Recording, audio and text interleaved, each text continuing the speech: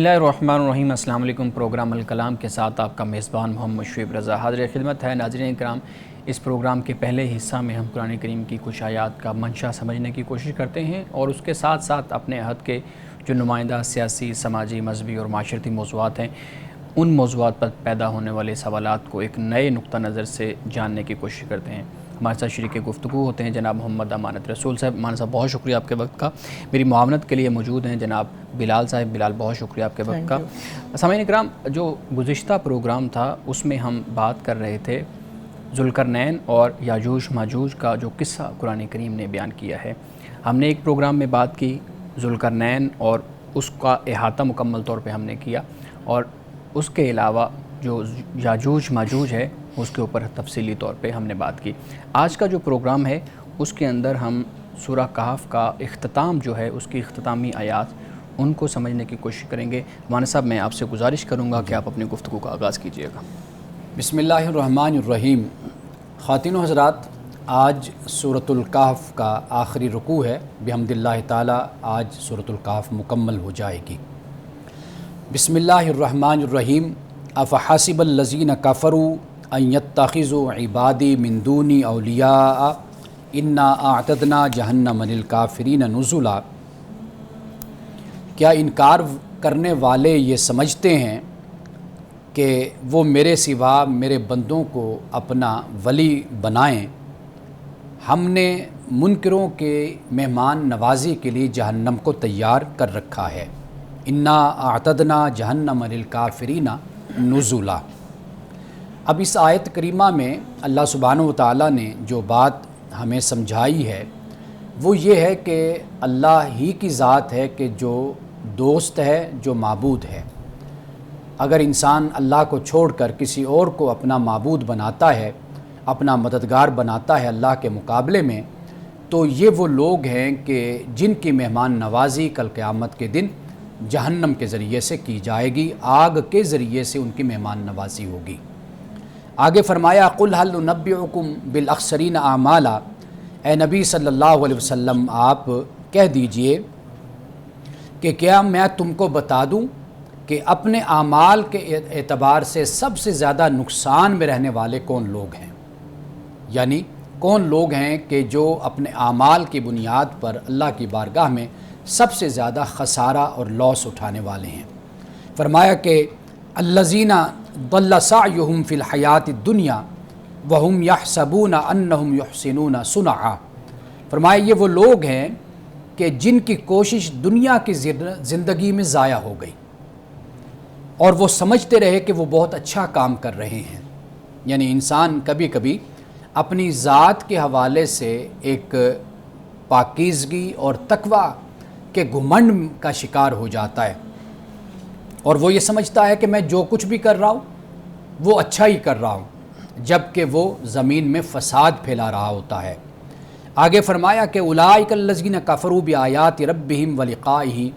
ये वो लोग हैं कि जिन्होंने अपने रब की आयात का इनकार किया और अपने रब की मुलाकात का भी इनकार किया।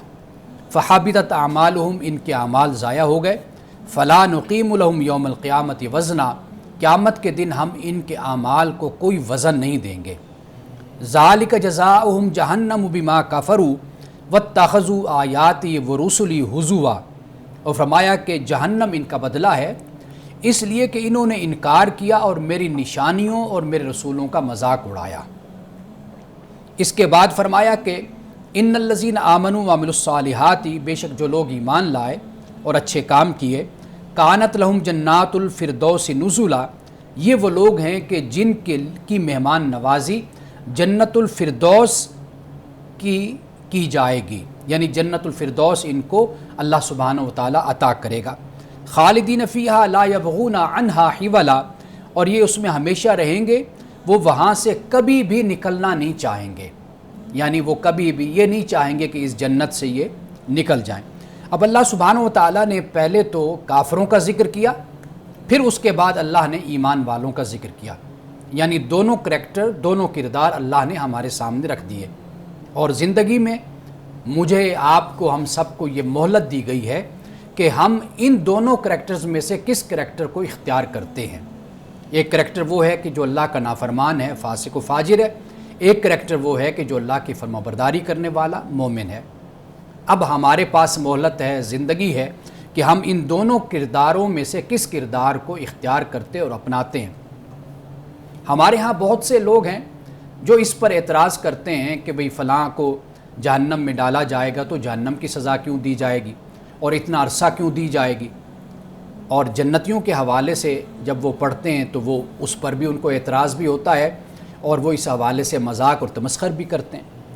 لیکن اصل بات کیا ہے، وہ یہ ہے کہ ہم اس حوالے سے خوش نصیب ہیں کہ اللہ سبحانہ و تعالیٰ نے ہمیں زندگی کی یہ مہلت دی ہے، اور ہمیں اللہ سبحانہ و تعالیٰ نے ہدایت اور دلالت یعنی نیکی اور گمراہی دونوں راستے اللہ نے ہمیں دکھا دیے ہیں۔ اب بجائے اس کے کہ ہم اپنا وقت اعتراض میں یا ہم اپنا وقت اس طریقے سے ضائع کریں کہ جو مہلت ہمارے پاس ہے وہ پھر ہمیں نہ ملے، تو بہتر یہ ہے کہ اللہ نے یہ دونوں صورتیں ہمارے سامنے رکھ دی، یہ دونوں لوگ رکھ دیے۔ اور آپ یہ بھی دیکھیے کہ یہ جو کفار جن کا ذکر ہوا یہ دنیا سے چلے گئے۔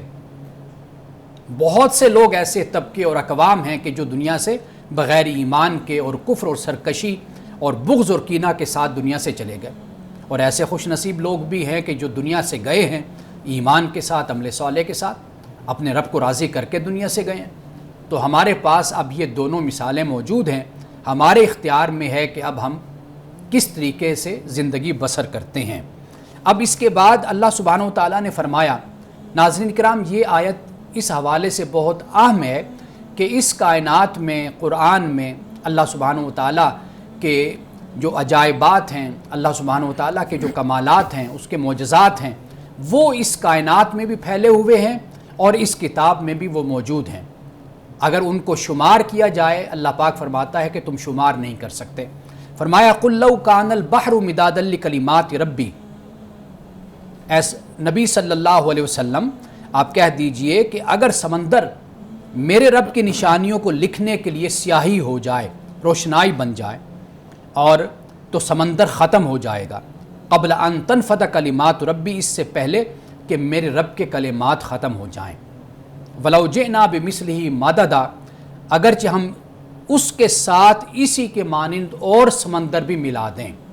سورۃ لقمان میں اللہ سبحانہ و تعالیٰ نے یہ فرمایا کہ یہ جو درخت ہیں اس زمین پر، اس کائنات میں، یہ سارے قلم بن جائیں، اور فرمایا کہ ایک سمندر دوات بن جائے اور 7 سمندر سیاہی بن جائیں، تو پھر کیا ہو، یعنی ایک سمندر، پھر ایک سمندر سے بھی 7 سمندر وہ سیاہی بن جائیں۔ تو اللہ پاک فرماتا ہے سورۃ لقمان میں کہ اللہ کے جو کلمات ہیں، اللہ کی جو باتیں ہیں اور اللہ کے جو کمالات ہیں وہ کبھی بھی ختم نہیں ہو سکتے۔ سمندروں کی سیاہی ختم ہو جائے گی لیکن اللہ تعالیٰ کی صفات اور خوبیاں وہ کبھی بھی اختتام کو نہیں پہنچیں گی۔ یہاں پر بھی اسی بات کو بیان فرما دیا، اور آخری آیت میں فرمایا کہ جو پوری صورت کا ملخص ہے، خلاصہ ہے، ایسنس ہے، وہ کیا ہے؟ فرمایا قُلْ إِنَّمَا أَنَا بَشَرٌ مِثْلُكُمْ يُوحَىٰ إِلَيَّ أَنَّمَا إِلَٰهُكُمْ إِلَٰهٌ وَاحِدٌ۔ فرمایا اے نبی صلی اللہ علیہ وسلم آپ یہ کہہ دیجئے کہ میں صرف تمہارے جیسا بشر ہوں، یوحیٰ الیہ میری طرف وحی کی جاتی ہے، انما الہکم الہ واحد کہ اس میں کوئی شک نہیں کہ تمہارا معبود ایک معبود ہے۔ اب یہاں پہ دیکھیے کہ رسول اللہ صلی اللہ علیہ وسلم سے اللہ پاک یہ فرما رہا ہے کہ آپ یہ فرما دیجئے، آپ یہ کہہ دیجئے کہ اس میں کوئی شک نہیں میں بشر ہوں، یعنی بشریت میں تمہارے جیسا ہوں، لیکن میرا جو مقام اور مرتبہ تم سے بلند ہے، جو اللہ نے مجھے مقام اور مرتبہ نبوت و رسالت کا دیا، وہ یہ ہے یوحیٰ الیہ میری طرف وحی کی جاتی ہے، یعنی جو میرا مقام اور مرتبہ ہے وہ یہ ہے کہ اللہ نے مجھے اپنی وحی سے، اپنے کلام سے نوازا ہے۔ بے شک بشریت میں، انسانیت میں، آدمیت میں تمہارے جیسا ہوں۔ فرمایا فمن کان یرجو لقاء ربہ فلیعمل عملا صالحا ولا یشرک بعبادۃ ربہ احدا، پس جو شخص اپنے رب سے ملاقات کی امید رکھتا ہے، یا اس کا ترجمہ یقین کا بھی ہم کر سکتے ہیں کہ جو یقین رکھتا ہے کہ وہ اپنے رب سے ملاقات کرے گا، تو پھر اس کو 2 کام کرنے چاہیے۔ ایک کام یہ ہے کہ اسے چاہیے کہ وہ اچھے کام کرے، اور دوسرا یہ ہے کہ وہ اپنے رب کی عبادت میں کسی اور کو شریک نہ ٹھہرائے۔ اگر ہمیں آپ کو سب کو اگر اس بات کی امید اور یقین ہے کہ ہم نے اپنے رب سے ملنا ہے، اپنے رب سے ملاقات کرنی ہے، تو پھر اس کا اظہار ایمان کا ہمارے عمل اور کردار سے ہونا چاہیے۔ وہ کیا ہے؟ ایک تو یہ ہے کہ ہماری زندگی صالحیت پر مبنی ہو، عمل صالح پر مبنی ہو، ہمارے اخلاق، ہمارا کردار، ہمارے معاملات، اس میں اللہ کی فرما برداری، اطاعت اور صالحیت نظر آئے۔ اور دوسری بات کیا ہے کہ جو اسلام کا، دین کا، قرآن کا نچوڑ ہے وہ یہ ہے کہ اللہ سبحانہ و تعالیٰ کی عبادت میں کسی کو شریک نہیں ٹھہرانا، یعنی یہ ہماری جبین نیاز صرف اور صرف اگر جھکے تو صرف ایک خدا کے سامنے جھکے کہ جو رب ہے، لم یلد ولم یولد ہے، کہ جو جس سے نہ کوئی پیدا ہوا نہ اس نے کسی کو جنم دیا، اور جو اکیلا ہے یعنی احد ہے، واحد ہے اور احد ہے، تو ہماری جبین نیاز صرف اور صرف اسی رب کے سامنے جھکنی چاہیے۔ یہ ثبوت ہے اس بات کا کہ ہم اپنے رب سے ملاقات کی خواہش رکھتے ہیں۔ ناظرین کرام، یہاں پہ وقت ہوا چاہتا ہے ایک بریک کا، ہمارے ساتھ رہیے۔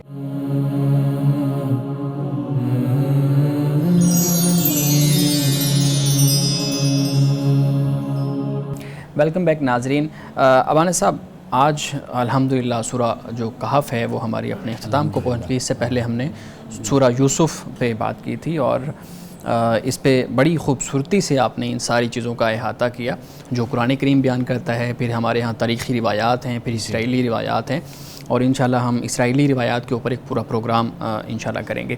اچھا، سورہ کہف سے متعلق کچھ ایک تو بنیادی اور ایک جنرل سوال ہے کہ عام طور پہ ایک روایت بیان کی جاتی ہے کہ رسول اللہ صلی اللہ علیہ وآلہ وسلم نے فرمایا کہ اگر تم دجال سے بچنا چاہتے ہو، میں اس کا مفہوم بیان کر رہا ہوں، تو سورہ کہف کی پہلی یا آخری 10 آیات کو پڑھ لیا کرو۔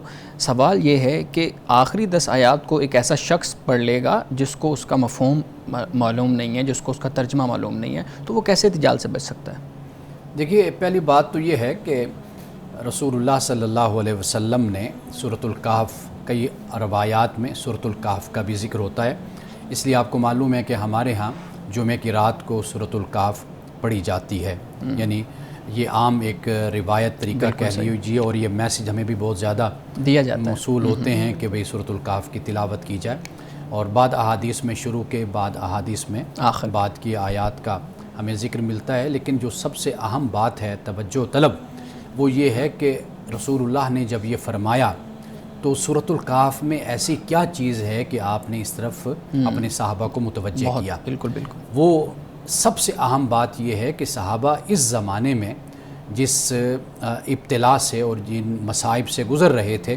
ان میں صحابہ کی تسلی اور تشفی اس میں تھی کہ وہ سورۃ الکہف کا مطالعہ کریں۔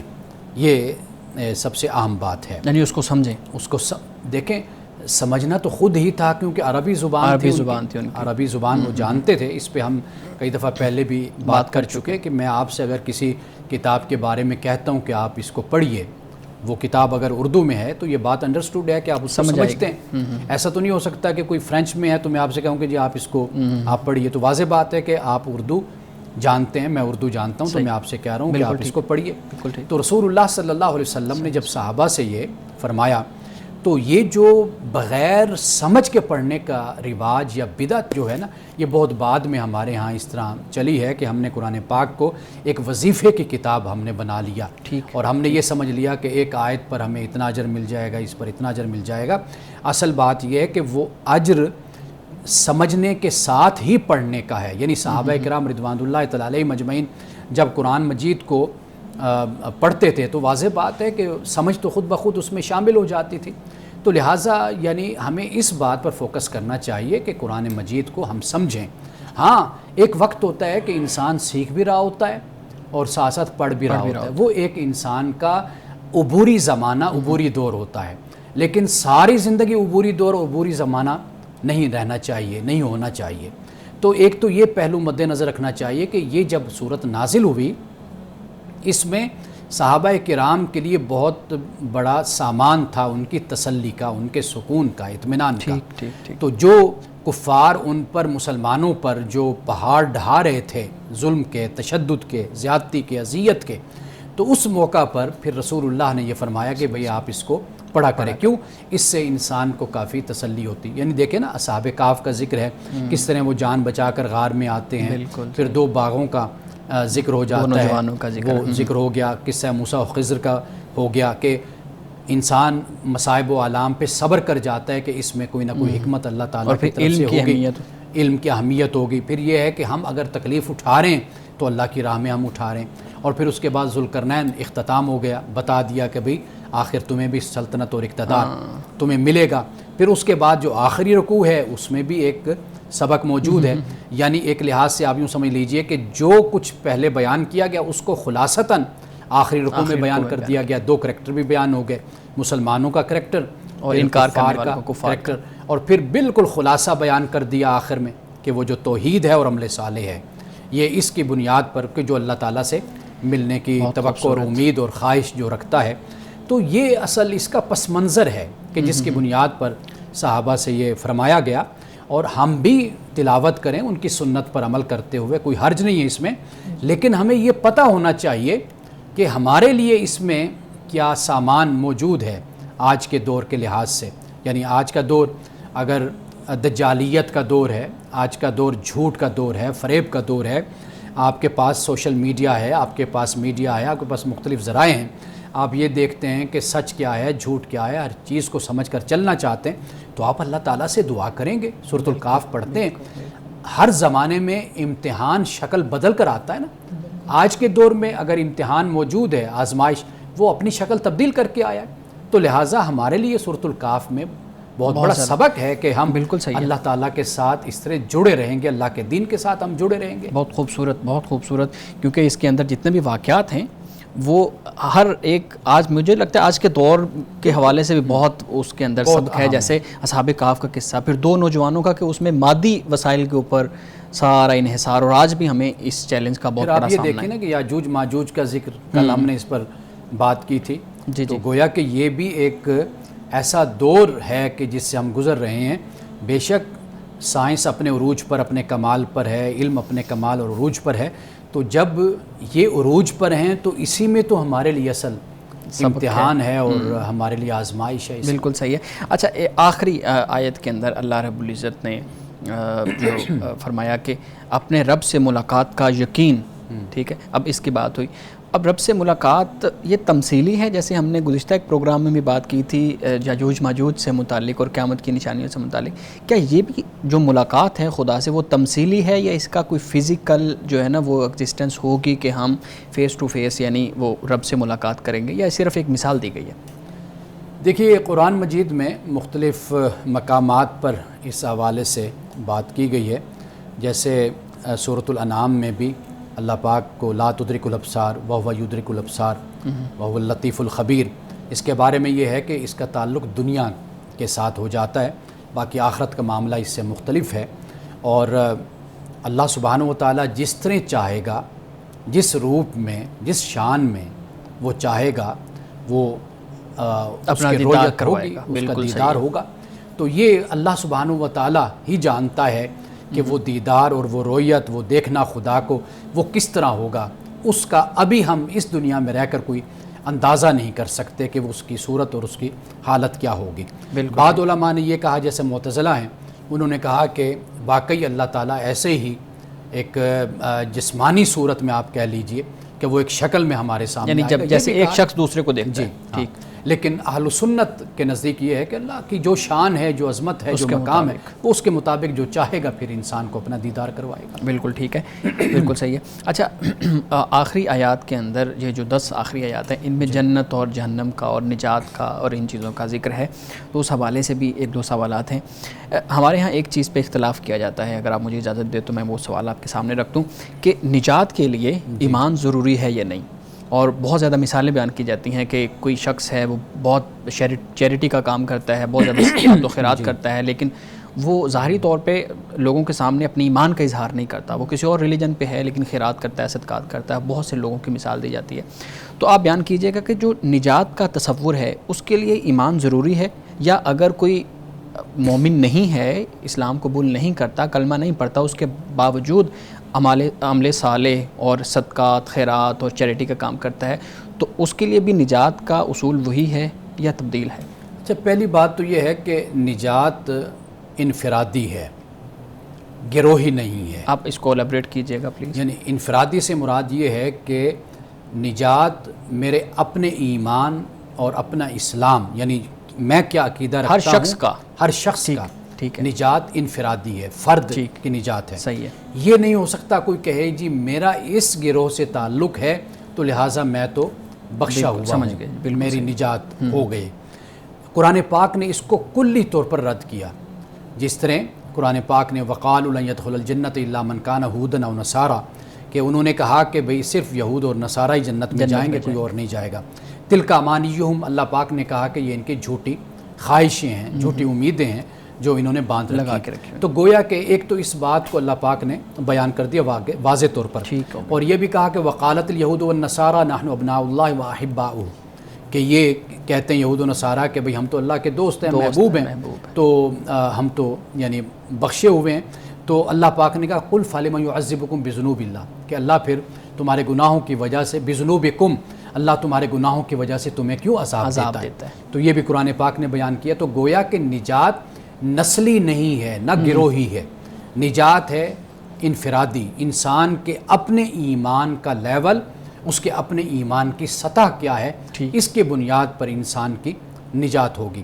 اور قرآن مجید میں ایمانیات کی پوری فہرست کو بیان کیا گیا، جسے ہم آیت بر کہتے ہیں. اس میں من آمن باللہ والیوم الاخر والملائکۃ والکتاب والنبیین، یہ ساری بیان کر دی گئی. 4-5 جو ہیں یہ اس کو یہاں پر بیان کیا گیا. اب کوئی شک نکال کر، کوئی جز نکال کر کہتا ہے جی یہاں پر یہ تو بیان نہیں ہے. لیکن بات یہ کہ جب ہم کتاب کا ذکر کریں گے، قرآن مجید کا ذکر کریں گے، تو واضح بات ہے کہ قرآن مجید میں جس بات کا بیان ہوگا تو اس پر ایمان لانا تو ضروری ہوگا. یعنی کلیت میں ہم ایک چیز کو مان رہے ہیں تو واضح بات ہے کہ اس کی جو جزئیت ہوگی، جزئیات ماننا پڑے گا، اس پر بھی ایمان لائیں گے. مثال کے طور پر قرآن پاک میں جنت جہنم کا ذکر ہے تو ہم اس پر بھی ایمان لائیں گے. جزا و سزا کا معاملہ ہے، ہم اس پر بھی ایمان لائیں گے. تو گویا کہ بہت کچھ ایسا ہے کہ جو اللہ پاک نے یہاں پر تو بیان نہیں کیا، لیکن وہ کلیت میں تو اس کا بیان ہو گیا. تو لہٰذا یہ چیزیں بھی لازم ہو گئی. اور پھر اپنے وقت کا جو پیغمبر ہوتا ہے اس پر ایمان لانا ضروری ہے. یعنی ہم اگر جنت کو مانتے ہیں، جہنم کو، اللہ کو مانتے ہیں، آخرت کو مانتے ہیں، تو ہم کس کے واسطے سے مانتے ہیں؟ ہم محمد رسول اللہ صلی اللہ علیہ وسلم کے واسطے سے مانتے ہیں. یہ تو واضح بیان ہو گیا. اب ایک اگلی بات ہو جاتی ہے، وہ یہ ہے کہ اب انسان کی جو جواب دہی ہے وہ انسان کی اس سطح پر ہے کہ اس کو جو پیغام دیا گیا وہ اس کا لیول اور اس کی سطح کیا ہے، اس حساب سے اس سے پھر باز پرس ہوگی، اس سے جواب لیا جائے گا. مثال کے طور پر ایک شخص ہے کہ جس تک اللہ کے رسول کا پیغام نہیں پہنچتا، اب وہ اس کا جواب دہ بھی نہیں ہے. ٹھیک ہے. اب ایک شخص ہے کہ جو ایک زمانے میں رہتا ہے، مسلمانوں کی ذمہ داری ہے کہ وہ اپنے کردار سے، اپنے اخلاق سے اسلام کی دعوت دیں، اسلام کی تبلیغ کریں. مسلمان بھی اپنی ذمہ داری کو بہتر طریقے سے نہیں ادا کر رہے. یا کوئی غیر مسلم ہے، وہ مسلمانوں کے کریکٹر اور کردار سے بحیثیت جماعت جب دیکھتا ہے کہ یہ قوم پستی کا شکار ہے، یہ قوم کرپشن کا شکار ہے، یہ قوم اعلیٰ کردار کی اگر مالک نہیں ہے، تو وہ اس سے متنفر ہو کر اسلام سے دور ہو جاتا ہے. تو گویا کہ ہم کسی کے بارے میں اس طریقے سے فیصلہ نہیں دے سکتے کہ جس طرح ابو جہل کے بارے میں، ابو لہب کے بارے میں رسول اللہ صلی اللہ علیہ وسلم کی زندگی میں فیصلہ دیا گیا. بعد میں آنے والوں کا جو معاملہ ہے وہ اللہ کے سپرد ہے. اللہ جانتا ہے کہ ان کے ساتھ وہ کیا معاملہ فرمائے گا. بحیثیت مسلمان میری اور آپ کی یہ ذمہ داری ہے کہ ہم اللہ کے دین کو لوگوں تک پہنچائیں، اپنے اخلاق سے، اپنے کردار سے، اور اللہ کے دین پر عمل کر کے لوگوں کے سامنے ایک مثال قائم کریں. بالکل ٹھیک ہے، بالکل ٹھیک ہے.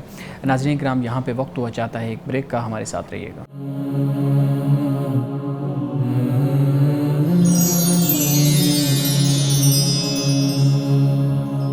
ویلکم بیک ناظرین. بلال صاحب، آپ کے پاس کچھ سوالات ہوں گے، ہمارے صاحب کے سامنے رکھیے گا پلیز. جی بہت شکریہ. میں طہارت کے حوالے سے کچھ بات کرنا چاہوں گا. طہارت، صفائی، جسے نصف ایمان بھی کہا گیا ہے. جی. تو ویسے تو یہ بڑا وسیع موضوع ہے، انٹرنل پیوریفیکیشن، ایکسٹرنل پیوریفیکیشن. لیکن آج اسپیسیفکلی جو ہماری جسمانی طہارت کے متعلق چیزیں ہیں، میں اس پہ کچھ سوالات رکھوں گا. ہمارے ہاں خاص طور پہ یہ اتنا بڑا ایشو نہیں ہے، لیکن جو لوگ بیرون ممالک خاص طور پہ مغربی ممالک میں سفر کرتے ہیں، یورپین کنٹریز میں بھی سفر کرتے ہیں، مسلم شاور کا بہت ایشو ہوتا ہے واش روم میں، مسلم شاور نہیں ہے. تو آپ نے طہارت حاصل کرنی ہے ٹیشو پیپرز کا استعمال کرتے ہوئے. سب سے پہلا سوال تو یہ بتائیے گا، ٹیشو پیپر کے استعمال سے کیا وہ طہارت حاصل ہو جاتی ہے جس کا تقاضا اسلام کرتا ہے، شریعت کرتی ہے؟ دیکھیے بات یہ ہے کہ انسان کو جو چیز میسر ہے جی انسان اسی سے ہی طہارت حاصل کرتا ہے. اگر ہم پہلے زمانوں میں دیکھتے ہیں تو آپ کو معلوم ہے کہ مٹی کا ڈھیلا ہوتا تھا، اس کو استعمال کیا جاتا تھا. پھر ایک وقت آیا کہ پانی کا استعمال ہونا شروع ہوا، جیسے گھروں میں باتھ روم میں لوٹا وغیرہ یہ استعمال چیزیں ہوتی تھیں. پھر ایک وقت آیا کہ جس کے بعد یہ مسلم شاور آپ جس کا ذکر کر رہے ہیں یہ بھی ہے. اور پھر یورپ میں پیپر جو ہے ٹیشو پیپر یہ بہت زیادہ عام ہے کہ جس کو استعمال کیا جاتا ہے. اب ایک اور طریقہ بھی ہے کہ اس کموڈ کے اندر ہی ایسا سسٹم ہے کہ جو انسان کی صفائی اور پاکیزگی، یہ مختلف تمدن سے ان چیزوں کا تعلق ہوتا ہے، یہ شکلیں بدلتے رہتے ہیں. اصل جو چیز ہوتی ہے جو وہ مقصود ہے انسان کی طہارت اور انسان کی پاکیزگی. تو جو میسر انسان کو ہوتا ہے ہم اسی بنیاد پر ہی یہ بات کہہ سکتے ہیں کہ جہاں تک سوال یہ ہے کہ آیا کہ اس سے طہارت ہو جاتی ہے، تو پیپر سے جو استعمال کیا جاتا ہے اس سے طہارت حاصل ہو جاتی ہے. علماء نے یہ لکھا ہے کہ جو افضل طریقہ ہے وہ یہی ہے کہ اگر انسان ٹیشو استعمال کرتا ہے ٹیشو پیپر، تو اگر پانی وہاں پر میسر ہے تو پانی کو بھی وہ ضرور استعمال کرے، تو مزید یعنی اس کی جو طہارت ہے وہ یقینی طور پر وہ ہو جاتی ہے. تو یہ بیان فرمایا. میں ایک کامن مسئلے کی طرف اشارہ کروں گا جو بہت اہم بھی ہے. عام طور پہ ہم جب دیکھتے ہیں وہ لوگ جو ٹیشو پیپرز کا استعمال کرتے ہیں، ہمارے یہاں اکثر ان لوگوں کو کہا جاتا ہے کہ وہ مکمل طہارت نہیں حاصل کرتے جو ہم پانی کے ذریعے حاصل کرتے ہیں. لیکن میرے ذہن میں ایک سوال آتا ہے کہ عام طور پہ ایشیا میں، پاکستان میں خاص طور پہ ہم تو نجاست کو ہاتھ بھی لگا لیتے ہیں، لیکن ان کے ہاں کانسیپٹ یہی ہے کہ وہ ٹیشو پیپرز یوز کرتے ہیں. یعنی مینٹلی دیکھا جائے تو وہ زیادہ اپنے آپ کو صاف رکھ رہے ہیں کہ وہ ٹیشو پیپر یوز کریں گے، ہاتھ نہیں لگائیں گے. تو یہ ایک تضاد نہیں بنتا کہ ذہنی طور پہ وہ ہم سے زیادہ اپنے آپ کو شو یہی ہوتا ہے کہ وہ زیادہ پاکیزہ ہیں، لیکن جو اصل بات ہے نا وہ اس کا انحصار ہوتا ہے انسان کے رہن سہن پر، بالکل انسان کے ماحول پر، جو چیز انسان کو میسر آتی ہے. جیسے جیسے انسان اس ماحول میں وقت گزارتا چلا جاتا ہے تو اس کا اطمینان بھی اس چیز کے ساتھ منسلک ہوتا چلا جاتا ہے. اگر کوئی ایسی جگہ پر رہتا ہے کہ وہاں پر پانی نہیں ہے تو وہاں پر کوئی اور ذریعہ ہے جیسے مٹی ہوتی، تو لوگ پھر اس کے ذریعے سے بھی، اصل چیز ہے انسان کا اطمینان، انسان کی تسلی. تو ایک قوم پیپر کو استعمال کرتی ہے تو اس کا اس سے ایک اطمینان ہو جاتا ہے، سیٹسفیکشن ہو جاتی ہے، اس کے ماحول میں ایک معمول میں اس چیز کا استعمال ہوتا ہے، وہ اس سے حاصل کر لیتے. اصل چیز جو ہے وہ صرف اتنی بات ہے کہ آپ کس سے آپ مطمئن ہوتے ہیں، کہ کس سے آپ یہ سمجھتے ہیں کہ آپ کو طہارت حاصل ہوتی ہے. اور انسان ایک عمل کو اس طریقے سے کرتا ہے، بار بار کرتا ہے، جب وہ یہ سمجھتا ہے کہ میں اپنی طرف سے مطمئن ہوں، مجھے اب تسلی ہے، تو وہ پھر اس عمل کو چھوڑ دیتا ہے. تو یہ جو معاملہ پانی کا ہے یا نجاست کو ہاتھ لگانے کا، دیکھیے پہلے زمانوں میں یہ اللہ تعالیٰ نے انسان کو ہاتھ دیے، اور اس ہاتھ کی بھی تقسیم جب ہم مذاہب میں دیکھتے ہیں تو ان کو دو حصوں میں تقسیم کیا گیا، دایاں اور بایاں. اور یہ بالکل فطری اور عقلی تقسیم ہمیں نظر آتی ہے کہ جب بھی انسان اپنی ناک صاف کرتا ہے تو بائیں ہاتھ کو استعمال کرتا ہے. کوئی ایسی چیز جو نجاست میں ہو، جس میں کراہت ہو، اس میں انسان اپنے بائیں ہاتھ کو استعمال کرتا ہے. پاکیزگی کے لیے، طہارت کے لیے، کھانے کے لیے، پینے کے لیے انسان اپنا دایاں ہاتھ استعمال کرتا ہے. تو ہمیں یہ تعلیم بھی نظر آتی ہے مذہب میں اور الہامی مذاہب میں. تو لہٰذا یہ جو انسان کی فطرت میں یہ چیز موجود ہے، تو اللہ سبحانہ و تعالیٰ نے اس کے مطابق انسان کی رہنمائی بھی کی، اور خود انسان نے بھی اس چیز کو اس طریقے سے سمجھا ہے کہ مجھے ان دو چیزوں میں فرق کرنا ہے، کیونکہ یہ انسان کے اندر اللہ سبحانہ و تعالیٰ نے یہ شعور اور یہ احساس رکھا ہے. سر ایک اور سوال ذہن میں آتا ہے، پاکستان میں خاص طور پہ رہتے ہوئے ہم جب پبلک ٹوائلٹ یوز کرتے ہیں تو ہمیں نہیں پتہ کہ ہم سے پہلے جس شخص نے بھی کموڈ استعمال کیا ہے اس نے کس طرح سے استعمال کیا ہے. تو کیونکہ کموڈ کا یہاں پہ ابھی اس طرح سے رواج نہیں ہے جس طرح باقی ممالک میں ہوگا، آپ یہ بتائیے گا کموڈ سے مکمل طہارت حاصل ہوتی ہے، یعنی وہاں پر آپ کس طرح سے کوئی جواز ہے اس کا دین اسلام میں کہ آپ کموڈ استعمال کرتے ہوئے؟ دیکھیے دین اسلام میں جو سب سے چیز اہم ہے وہ آپ کی طہارت ہے. اگر مثال کے طور پر آپ ایسی جگہ پر ہیں کہ اگر آپ وہاں پر بیٹھ کر پیشاب کرتے ہیں، آپ یہ سمجھتے ہیں کہ آپ کے کپڑے خراب ہوتے ہیں، تو آپ پھر کھڑے ہو کر پیشاب کر لیجئے. اصل مقصود جو ہے وہ آپ کی طہارت مقصود ہے. یہ نہیں مقصود کہ آپ بیٹھ رہے ہیں، آپ کھڑے ہوئے ہیں، زمین پر ہیں، آپ کہاں پر ہیں. اصل جو مقصود ہے وہ یہ چیز ہے کہ آپ کس طریقے سے اپنے آپ کو پاکیزہ رکھ سکتے ہیں اور آپ کے کپڑے اور آپ کا جسم کس طریقے سے پیشاب سے اور گندگی سے بچ سکتا ہے. تو اس لیے وہ پیش نظر رکھیے. کموڈ ہو، فلش ہو، کوئی جگہ ہو، کھڑا ہونا ہو، بیٹھنا ہو، یہ چیز اتنی اہم نہیں ہے. جی یعنی اگر آپ اس کا استعمال جانتے ہیں تو آپ اس کو استعمال کریں بہتر. اچھا پھر ایک بات میں عرض کر دوں، وہ یہ کہ ہمارے ہاں نا بہت زیادہ شکوک و شبہات اور توہمات میں لوگ چلے جاتے ہیں. بالکل. تو یہ بھی شریعت میں، دین میں اس کو بھی پسند نہیں کیا گیا. اگر انسان کا رجحان غالب ایک طرف ہے، وہ یہ کہتا ہے کہ ہاں یہ میں نے کر لیا ہے، تو اب اس کو اس طرف نہیں جانا چاہیے کہ میں نے نہیں کیا، وہ اسی کو اختیار کر لے. جیسے مثال کے طور پہ نماز پڑھ رہا ہے تو نماز میں اس کا رجحان غالب جو ان سے وہ اس طرف جاتا ہے کہ بھئی میں نے 2 رکعتیں پڑھی ہیں، وہ اسی پری تسلی کے ساتھ آگے اپنے نماز کو جاری رکھے. اسی طرح وضو کا معاملہ ہے، اسی طرح طہارت کا معاملہ ہے. صحیح، ٹھیک ہے. ناظرین کرام یہاں پہ وقت ہوا چاہتا ہے ایک بریک کا، ہمارے ساتھ رہیے گا.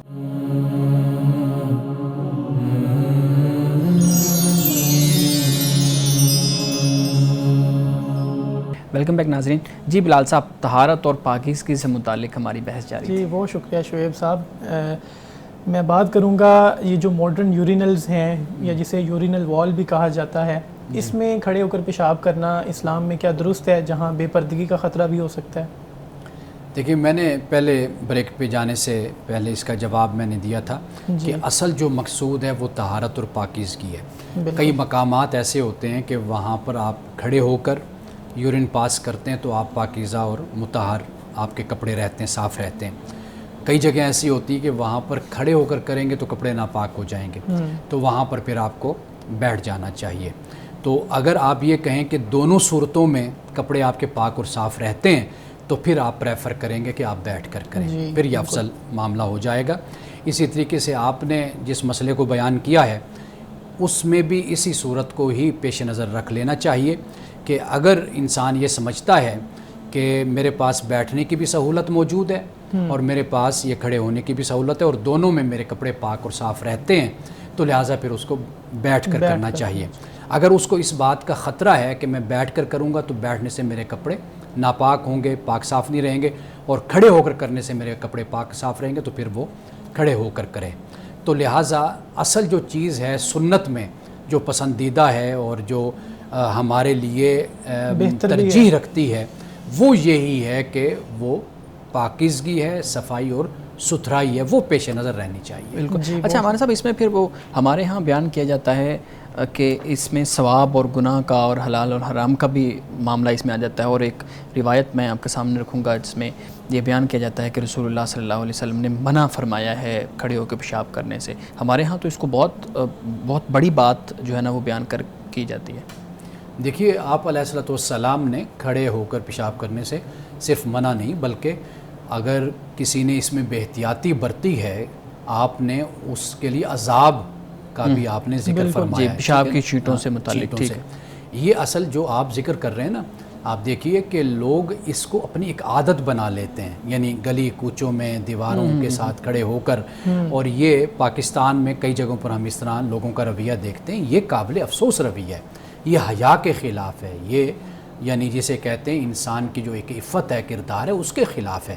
تو رسول اللہ صلی اللہ علیہ وسلم نے جب آپ یہ فرمایا، آپ نے در حقیقت یہ ان لوگوں کے لیے فرمایا کہ جب ایک سہولت یا ایک راستہ دوسرا بھی ہوتا ہے وہ اس کو اختیار کرنے کے بجائے ان کی عادت یہی ہوتی ہے، طریقہ یہی ہوتا ہے، وہ ذرا بھی اس چیز کا لحاظ اور اس چیز کی شرم نہیں کرتے کہ بھئی ہمیں یہاں پر یہ کام نہیں کرنا چاہیے یا کرنا چاہیے. تو یہ در حقیقت ان کے لیے آپ علیہ الصلوۃ والسلام نے یہ وعید آپ نے ان کے لیے بیان فرمائی ہے. خواتین کی طرف سے ایک مسئلہ پوچھا جاتا ہے کہ ان کے جو مینسز کے ڈیز ہیں ان سے 1 یا 2 دن پہلے اگر انہیں کوئی بلڈ سپوٹنگ ظاہر ہوتی ہے تو کیا وہ ان کو اپنے مینسز کے ڈیز میں شمار کریں گی یا نہیں کریں گی؟ کیونکہ یہ جاننا اس لیے ضروری ہے کہ وہ جو عبادات کی ایک چھوٹ دی گئی ہے اس میں وہ پھر ان کو بڑی کنفیوژن ہوتی ہے کہ انہوں نے نماز آیا کہ ادا کرنی ہے یا نہیں کرنی، باوضو ہیں، پاک صاف ہیں یا کہ نہیں ہیں، اس بارے میں آپ بتائیے گا۔ دیکھیں ایک بات تو یہ ہے کہ جو مدت ہوتی ہے پوری، جی بالکل، وہ 10 دن زیادہ سے زیادہ فقہا نے اس کو بیان کیا، ٹھیک ہے، اور بعض خواتین اس سے کم مدت بھی ان کی ہوتی ہے، تو 4 دن ہیں، 5 دن ہیں، 7 دن ہیں، یہ مختلف مدتیں بیان کی جاتی۔